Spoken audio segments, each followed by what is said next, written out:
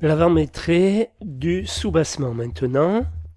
Donc on en arrive à 2.2 soubassement, mur de soubassement.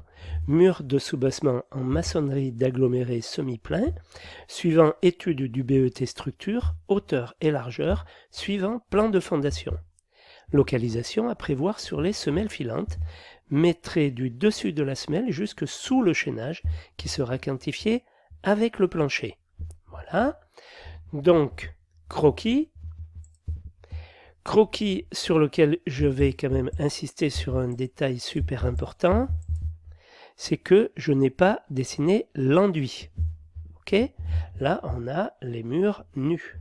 Voilà, on a simplement les 20 cm de mur. Hein, voilà, on n'a pas d'enduit.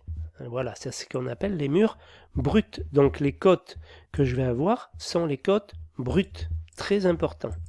Ok, très très important. Attention au distinguo entre les deux. Voilà. Donc là, j'ai mon croquis avec les murs bruts, HO-DO, comme à chaque fois. La même technique ici dans le coin, je vais vous la montrer. Voilà. Hein. Donc j'ai 60 cm ici. J'ai marqué en super large les traits qui m'ont permis de délimiter les HO-DO, hein, pour qu'on les voit bien, qu'il n'y ait pas de doute, d'ambiguïté là-dessus. Voilà.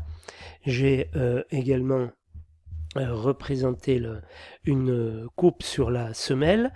Alors là, je sors un peu de ma zone, là, vous m'excuserez. Donc voilà, voilà, là on voit mieux. Hein, voilà, j'ai fait une coupe pour avoir mes niveaux. Moins 0,71, moins 0,31. Je sais que ça, c'est mon mur pour la partie habitation. Voilà, le mur, il est ici en aglo semi-plein. Voilà. Donc, lorsque j'ai fait ça, je peux faire la minute d'avant-métré. Donc, soubassement, maçonnerie d'aglo semi-plein, 20-50 ourdés au mortier à bâtir. Alors, la partie habitation, voir croquis neuf, c'est bien le croquis qu'on vient de voir, croquis neuf.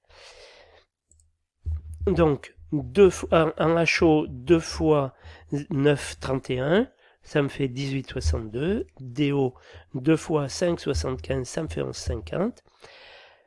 30, 12, c'est mon linéaire, donc que je garde pour après, bien sûr. Alors, 30, 12.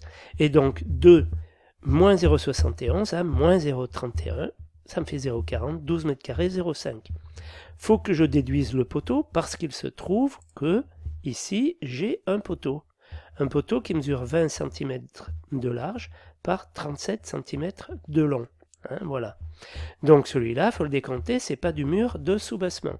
Donc je le décompte 37 sur la hauteur 0,40 et ça me fait donc 0,15 m carré à déduire. Ensuite, j'ai le garage en 10, donc le garage est ici.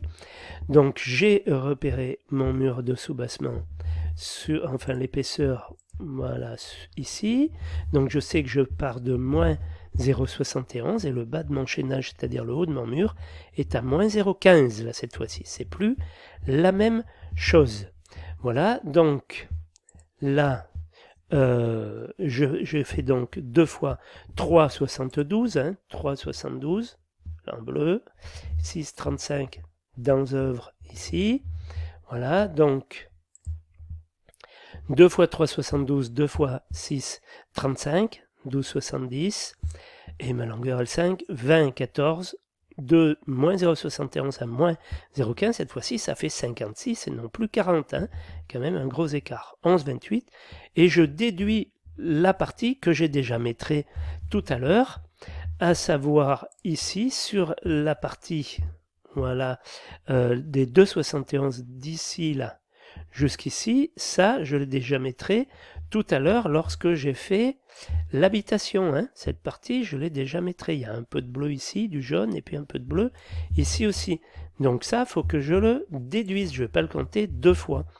Donc, et lui, par contre, je le déduis jusqu'à moins 0,31. Hein, voilà. Donc, je ne déduis pas tout, hein, pas toute la hauteur, mais jusqu'à moins 0,31. Simplement, ça fait 2,71 par 0,40. Je déduis 1 0,8. Voilà en ce qui concerne déjà le soubassement.